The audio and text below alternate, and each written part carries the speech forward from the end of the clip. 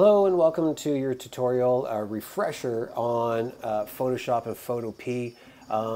If you hear a jackhammer outside my window, that's because there's a jackhammer outside my window. So I hope that you can hear me okay. I'm going to, Photopea is a wonderful substitute to Photoshop. I'm amazed how they don't get sued. So I'm just going to go to Photopea. And just to show you, I'm just going to get rid of the .com, and you see that it's always the first one that pops up, and we go right into it. Okay. Yes, you can open up files, pictures from your computer. Please excuse the banner ads that are up there. For the most part, they are appropriate, I'm happy to say. But if, say, sometimes if you have to do like your movie poster or a like I have to, or if you're working to a specific size, like say for an 8 by 10 photo print or 5 by 7, you can always just go new project. And there's other things too, like say for example, mobile. If you want something for the size of your iPhone 10, your Samsung, your Google Pixel, that type of thing, or ads, there's like say banner ads that you see. There's standard sizes for banner ads on websites, and of course different screen sizes, different like these are photo prints, like your 8 by 10, whichever, and then you've got print, which is like sizes that you have coming out of a printer, like say for 11 by 17, that's letter is 8.5 by 11. And you can just always create one like that and then just create a blank one. Or you can go with a template, but we don't like templates. I don't like templates. What I will do is I'm going to open, and I'm going to open up a picture off my computer. Let's actually go here, and I've got a folder on my desktop of my dog. Where is it? There. Oh, it's in there. We go. So my dog has a well-documented life, and so I'm just going to go to grab this one here. I think that that'll be okay. That one. And I'm just going to open it up, and it is loading it. It is uploading it right now, and it's working. You're kind of working in the cloud right now. Okay. So here's the one. In the past, I have showed you how to use the lasso tool. We can use the magnifying glass in order to zoom in. Use the lasso tool in order to zoop around, right? And select. When I let go, you have that selected. Okay. In order to add to your selection, you hold down the Shift key and you can add to that selection. If you want to take away from that selection, you hold down the Option key, and then you can take chunks away. Okay, so just for, and then, oh no, I have a selection that's no good, let's deselect that. I go up to Select and Deselect. Okay, and then using the hand tool just to move things around a little bit. And of course I can use that, but if I'm in another tool, if I hold down my space bar, I can move around that way. So I'm going to do a really quick selection of the dog. Now, while I'm doing that, don't forget, there is what's also called the polygonal lasso tool, which does straight lines. Do, and double click. Okay. Deselect. Control D, I think, will that work? Yes, it does. The key commands from Photoshop work, except ones that don't. Like, for example, Control T, which is usually the key command for free transform. However, it's also in Chrome the key command for opening up a new tab, and that trumps it. So I think, so sometimes Photopea has had to customize key commands, like it's Control, like Option T or something. Right? And then also there's the Magic Wand tool, which selects like areas of color. Okay. Got that. Her schnout is selected.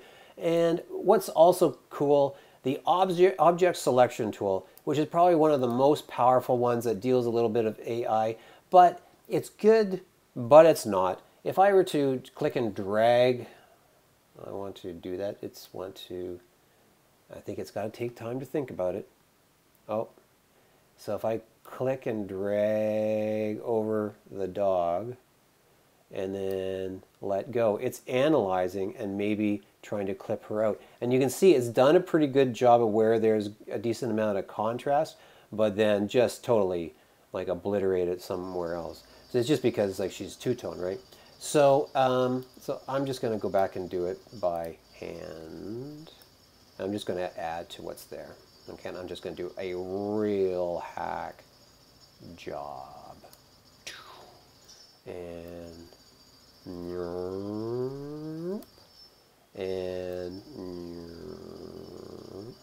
it did, so the object selection tool works really well if you have, so I'm trying to think and talk at the same time, I'm not that smart.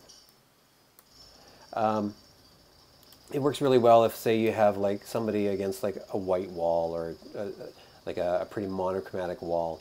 Let's go back. And I'm just going to go zoop. And there we go. And then I'm just going to chop this hole out right here. Okay, good enough. Okay, so I've got the dog. We're going to copy that dog and put it into a new environment. Now I have this new item here, or we can just put her somewhere else. Like I know that in the past we've grabbed stuff off the internet, and let's just go do that. Just going to go grab item from Google Images, and we're going to put it on a convertible highway. And so we go to images. Don't forget that when you're looking for images that you always want to have a high resolution image. Okay, so for example, like say if we want to put the dog, like say in this old one here, we need to make sure that it's got a decent resolution to it. There's the 1117 by 577 resolution there, 1117. That's okay, not the greatest resolution to work for. Always nice to go to tools and just look for the large pictures only. And then that way you can just put, so we can just maybe take that one. And yeah, I'll just, unless I can just see something real quick. No, I like this one better. Okay, so I'm just going to take this one, which isn't that much better, 1280 by 638. But now, here's the difference maybe between Photoshop and Photopea. I cannot copy and paste this into Photoshop. Okay, I cannot do that. What I have to do is I have to save that image, just save it to my downloads folder on my computer. There it goes there. I'm going to go car. Oh, Google's WebP. Oh no. Save image as. What format is that? I am not doing that picture. I'm going to do this one then. Is this going to be a better one? Save image as. What is that? WebP. I am not doing that. Let's put her in this one. Save image as. JPEG. Good format. Good solid format. Car. Put in my downloads. Save. Has downloaded. And so now I got to go to Photopea and I got to open it up. I cannot copy and paste. So I'm going to go File and Open. My downloads folder. And I think I had car JPEG. Let's open that up. Oh, okay. Here's a good little mistake that I just made. I guess I must have done it using opening it up with Google Chrome here. Cancel. I needed to do it within Photopea. File and Open within Photopea. How about that? And I don't remember ever doing that before. And so let's go car JPEG and open that up again. All right, so we got it. The dog is cropped out. There we go. Copying the dog. Control C works. They're itemized right there. Control C, and then you paste the dog into here. Edit and paste. The dog's going to be huge. Boom. In fact, I think the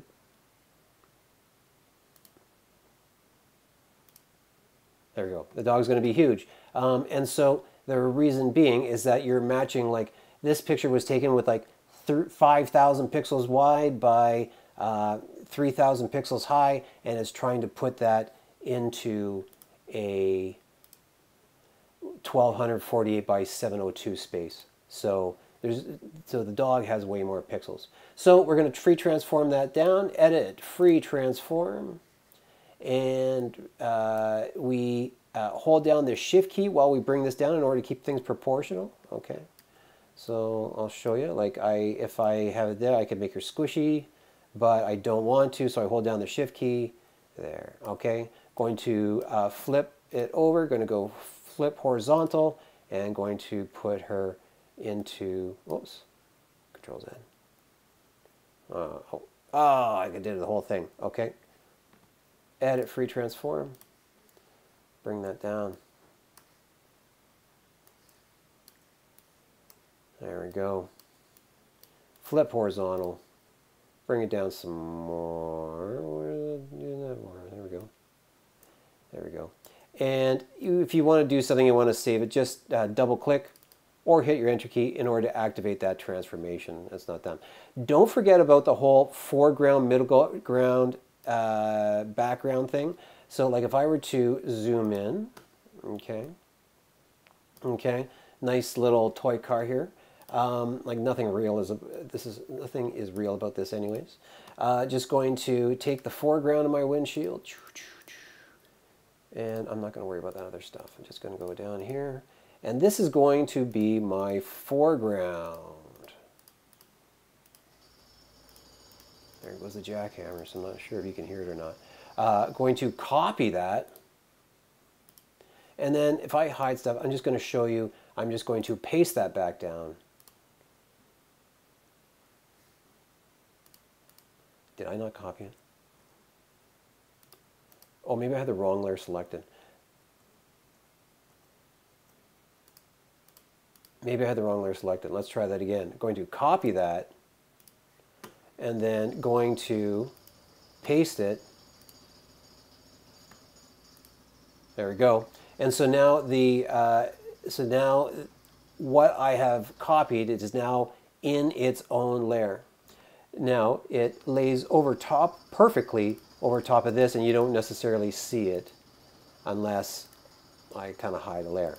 So what I'm going to do is going to take the dog, zoom back a little bit, Control minus or Command minus, depending if you're on a Mac or PC. Going to take the dog, put the dog underneath, and now the dog is in the car. Okay, we don't see the dog's face.